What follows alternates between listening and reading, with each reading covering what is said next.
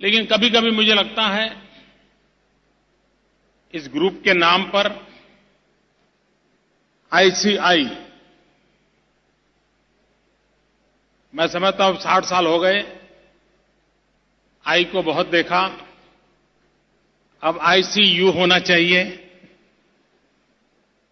मैं आपको देख रहा हूं, हिंदुस्तान को देख रहा हूं, हिंदुस्तान के गरीब को देख रहा हूं, और उस रूप में मैं आशा करता हूं कि जब 60 साल मनाए जा रहे हैं, क्यों न ग्रुप के प्रमुख लोग बैठे,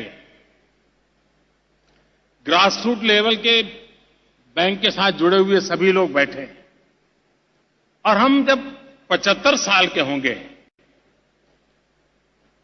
तब तक क्या क्या अचीव करेंगे, हमारा सोशल चार्टर क्या होगा, और एक देश के सामने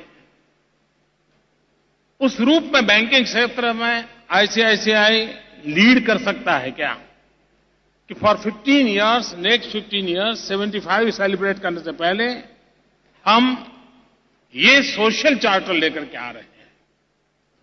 10 हो, 12 हो, 15 हो, इन चीजों को हम देश में ला करके रहेंगे।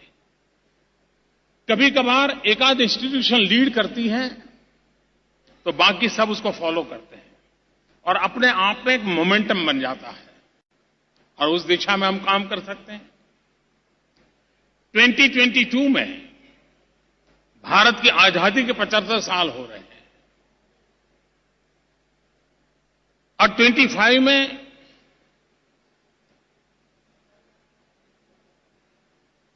थर्टी में आपके 75 साल होंगे। उस अर्थ में बीच में आपको एक अवसर मिलता है कि भारत के 75 साल के समय का क्या गोल हो और नेक्स्ट 75 जब आपके हो तब क्या हो। एक सोशल चार्टर के साथ देश के सामने फाइनेंशियल सेक्टर किस प्रकार से नई दिशा दे सकता है, इसके सपनों को लेकर के आप आएंगे।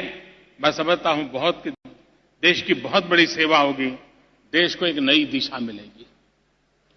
मैं चंदा जी का विशेष रूप से इसलिए भी अभिनंदन करता हूं कि जिस काम को मैं बड़े आग्रह से करना चाहता हूं, स्वच्छ भारत, उन्होंने उस बीड़े को उठाया, स्वयं ने भी इस काम को किया, लेकिन साथ साथ उन्होंने अपने सभी ब्रांचेज को सप्ताह में एक दिन सफाई का कुछ न कुछ करने के लिए प्रेरित किया है।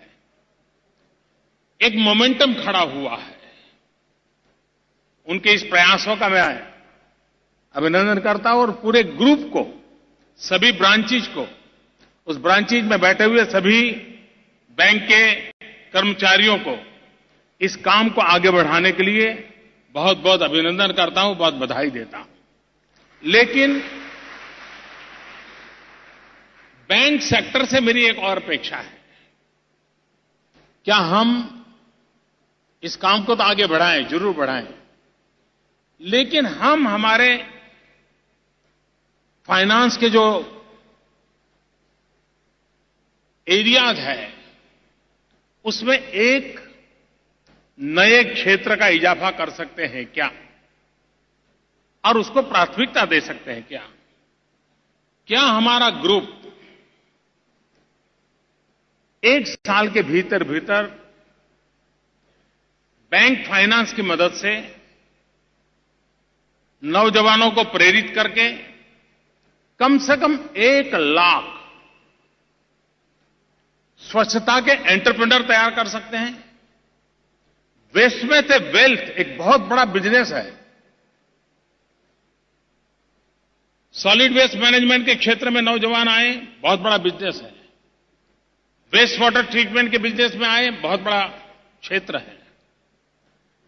हम इस प्रकार के नए एंटरप्रेन्योर तैयार कर सकते हैं।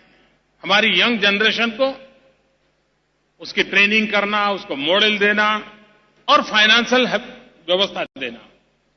मैं समझता हूं कि जो काम स्वच्छता के अभियान में आपकी बैंक कर रही है, लेकिन वो स्वच्छता के एंटरप्रेन्योर तैयार करती है, तो शायद एक सस्टेन व्यवस्था, लंबे समय तक काम आने वाली एक अच्छी व्यवस्था को हम उभार सकते हैं, और हमने उस दिशा में प्रयास करना चाहिए। मुझे विश्वास है कि आप इंफ्रास्ट्रक्चर में पैसे देते होंगे, आप पावर प्रोजेक्ट में देते होंगे, आप पोर्ट डेवलपमेंट के देते होंगे, बहुत बड़े-बड़े कारोबार आपके चलते होंगे। यहां जिस प्रकार का ऑडियंस है उसको लगता है कि बहुत बड़े काम आपके चलते होंगे। इस ऑडियंस को देख करके भी मैं तय कर सकता हूं। लेकिन मैं एक और क्षेत्र में ले जाने के लिए कह रहा हूं, छोटे-छोटे लोग जो इस एंटरप्रेन्योर के रूप में इस फील्ड में आए, उनको प्रेरित करें, एक बहुत बड़ा काम होगा। उसी प्रकार से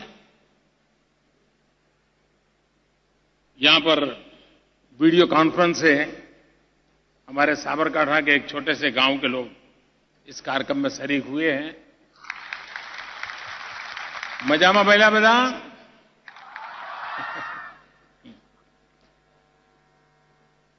इस गांव की एक और भी विशेषता है।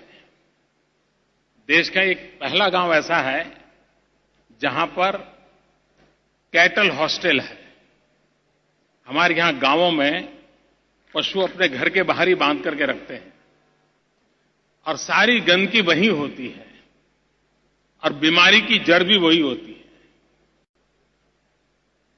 आजकल लड़कियों को गांव में शादी करने में इतराज नहीं है, लेकिन ये पशु वाला काम करना पड़ता है तो उसके लिए उसकी तैयारी कम है।